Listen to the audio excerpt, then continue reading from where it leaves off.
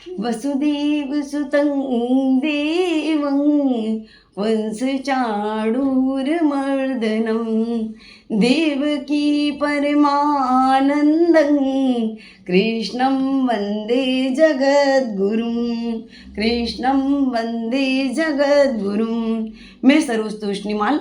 आज हम गीता के 9वें अध्याय के बारे में चर्चा करते हैं। इदन्तु ते गुह्यतमं प्रवक्ष्याम्यनसूयवे ज्ञानं विज्ञानसहितं यज्ञात्वा मोक्षसे शुभात्। भगवान अर्जुन से कहते हैं कि तुम दोष दृष्टि रहित भक्त के लिए इस पर गोपनीय विज्ञान सहित ज्ञान को पुनः भली भांति कहूँगा, जिसको जानकर तू दुख से दूर हो जाएगा, संसार से मुक्त हो जाएगा। हम भी अपनी कोई अति गोपनीय बात होती है तो जिस पर पूरा विश्वास होता है उसी को हम अपनी बात कहते हैं। और अर्जुन तो भगवान के परम भक्त हैं एवं मित्र भी हैं। इस अध्याय में भगवान की शरणागति प्राप्त करना बहुत ही सुगम है, क्योंकि इसमें न तो किसी प्रकार के बाहरी आयोजन की आवश्यकता नहीं होती है। जब हम भगवान के शरण में होते हैं तो शांति और सुख की प्राप्ति होती है। फिर मनुष्य क्यों भगवान की शरण में नहीं आता है? भगवान में श्रद्धा क्यों नहीं रखता है? श्रद्धा और विश्वास न रखने के कारण उसी संसार चक्र में बार बार भटकना पड़ता है। भगवान ने कृपा करके हम मनुष्यों को ऐसी योग्यता विशेषता प्रदान करी है कि हम सत्य का विचार कर सकें और स्वाध्याय आदि के द्वारा भगवान को जान सकें। और भगवान की शरण होने से हम 84 लाख योनियों से छूट जाएंगे। ईश्वर को हम प्रेम से जो कुछ भी भगवान को अर्पण करते हैं वह भगवान बड़े ही प्यार से स्वीकार करते हैं। पत्रं पुष्पं फलं तोयं भक्त्या प्रयक्षति तदहं भक्त्युः प्रवृत्तमश्नामि प्रयत्नात्मनः। जो भक्त पत्र, पुष्प, फल, जल कुछ भी भगवान यथा साध्य जो भी साधन हो हमारे पास में वह भगवान को अर्पण करता है, भगवान उसे बड़े भगवान में विश्वास रखता है, वह भगवान स्वीकार करते हैं। निर्मल अंतःकरण वाले का दिया हुआ कुछ भी भगवान स्वीकार कर लेते हैं। यह हम एक कहानी के माध्यम से समझते हैं कि जब पांडव वन में बड़े दुख के दिन काट रहे थे तो दुष्ट बुद्धि वाले दुर्योधन ने दुर्वासा ऋषि को, जिनको बहुत क्रोध आता है, उन्हें प्रसन्न करके वन में रह रहे युधिष्ठिर अर्जुन के पास में भेजा।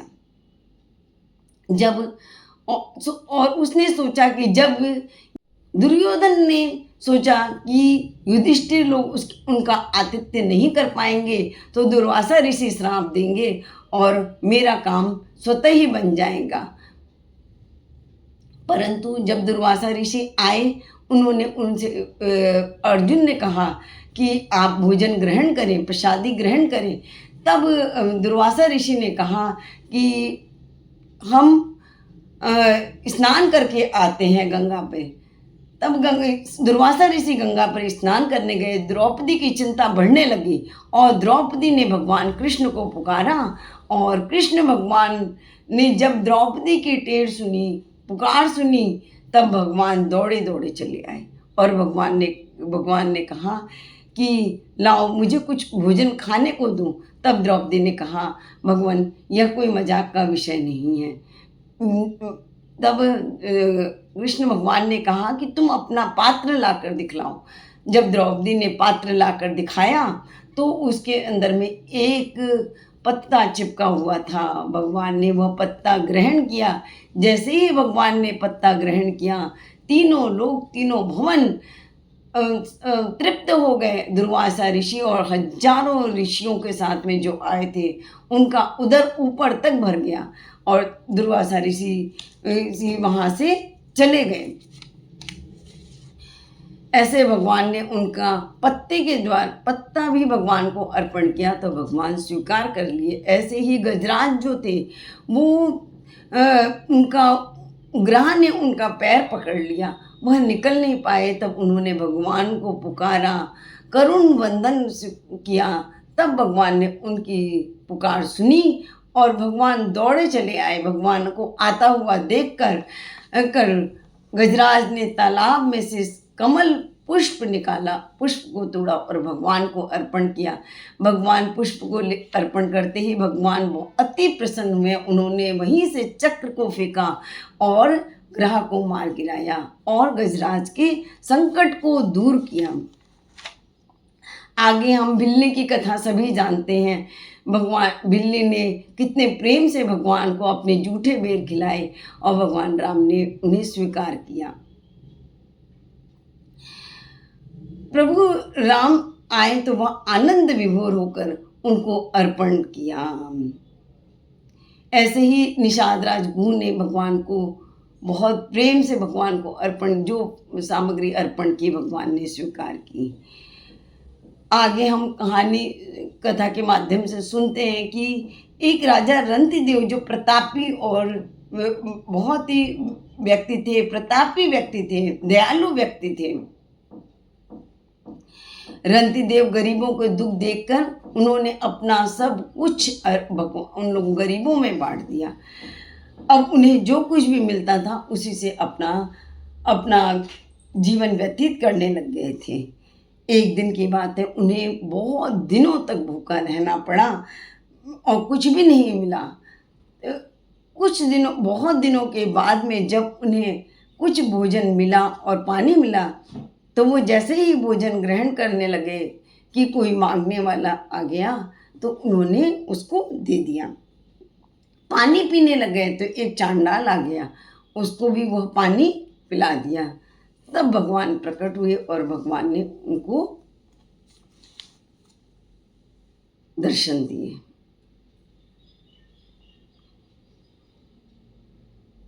करोड़ों रुपए में से भगवान 1,00,000 रुपए दान करना बहुत आसान काम है, लेकिन भूखे पेट अन्न का दान करना बड़ा ही कठिन कार्य है।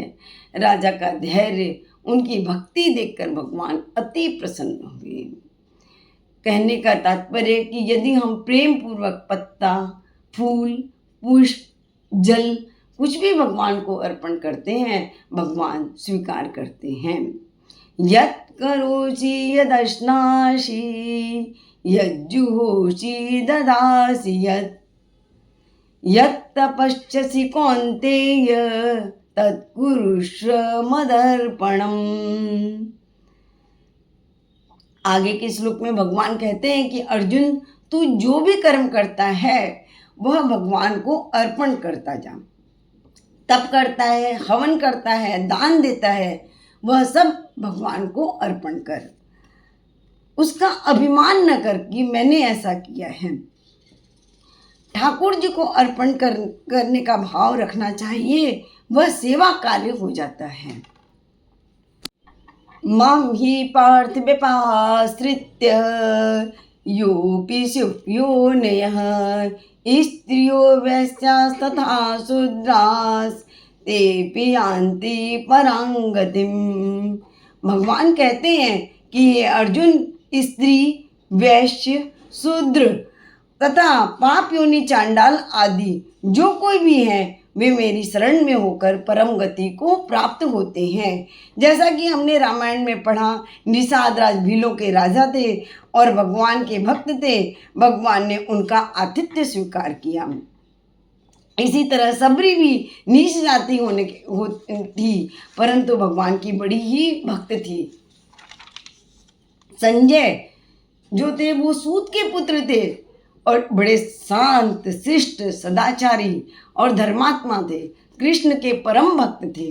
महाभारत युद्ध में भगवान वेद व्यास जी ने उनको दिव्य दृष्टि दी थी, जिसको उन्होंने धृतराष्ट्र जी को पूरी महाभारत का दृष्टांत सुनाया था।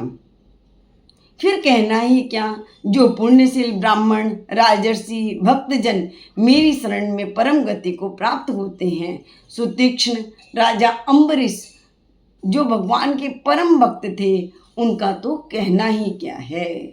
भगवान कहते हैं कि मेरा भक्त बन और मेरा पूजन करने वाला बन, मेरे परायण होने से तू मुझे ही प्राप्त होगा।